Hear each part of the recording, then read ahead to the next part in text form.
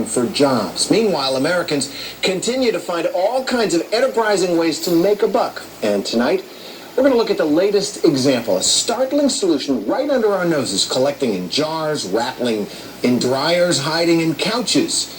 Here's ABC's Neil Karlinski. Got any pennies today? All right. Well, we'd like to buy a bag, please. Okay. All right. You hardly need a penny for Joe Henry's thoughts. Frank, are these good ones? Yes. Any dimes in it? Nope. He's on a first-name basis with bank tellers across his hometown of Medford, Oregon, scouring 15 banks a week with one thing on his mind. Let's go. Pennies. Buying some, changing others back in for cash. It all seems a little weird, but he's no collector and he's not alone. Right. He's what's known as a penny hoarder. From the orange tubs that hold an astonishing 200,000 pennies in a shed next to his house, to the hours spent sorting through roll after roll, it's no joke, he's really into pennies.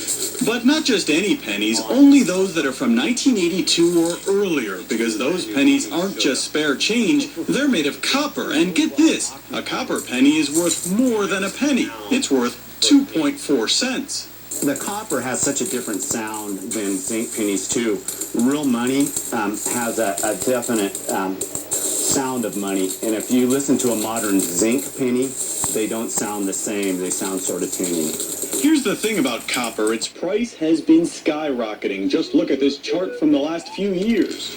The rising price has led to some unusual crime sprees. Thieves have been exploiting the value hidden in obscure items, stripping the copper wiring from phone and utility cables, from construction sites. Even this 122-year-old copper bell stolen from a San Francisco cathedral. In San Diego, so much copper wiring has been stolen from 8 different city parks that soccer teams can't practice because the lights stopped working. Penny hoarders aren't thieves, just opportunists. Take a look at eBay and you'll find a slew of listings for pennies in bulk. And here's the amazing part. You'll see listings like this for $10 in pennies being sold for $20.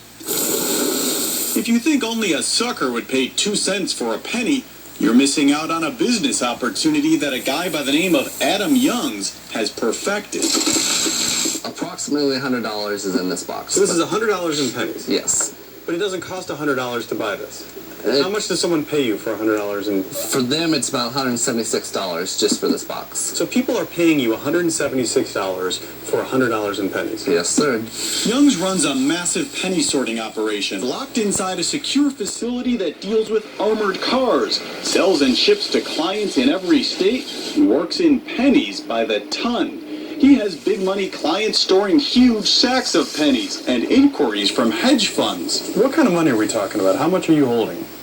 Just in face value alone, about $270,000 right now. $270,000 in pennies? Yes. Here? Yes. In bags like this? In bags like this. So that's just the face value. That's not even the copper value. The copper value is about 3 times that much, so...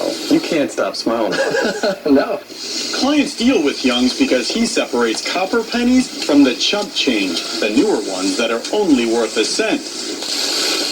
But in the weird world of penny hoarding, getting to the copper is a very big problem.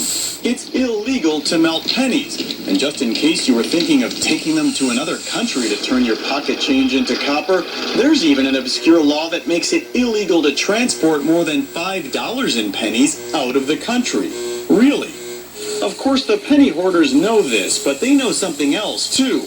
In what could be the biggest legislation to hit the U.S. Mint in 50 years, officials are now looking at the composition of pennies and nickels and considering an overhaul. So if they get rid of the penny, Right. then you can melt your pennies. That's right. And then are you a wealthy man? Yes, sir. Which is why Joe Henry's 200,000 penny collection will only get bigger. He even has a $500 home counting machine to separate the copper ones. You put a penny in here as a sample one, and then when the penny drops through, it decides what if it's zinc or copper. To be sure, penny hoarders are another breed, but that doesn't mean they're wrong. If I had Enron stock, it's all worth nothing. If I had some .com stuff from years ago, worth nothing. These are still worth a penny. So it might seem odd or strange, but they're worth at least a penny, and maybe someday a lot more. If the laws changed, a penny saved many times over could be a whole lot earned.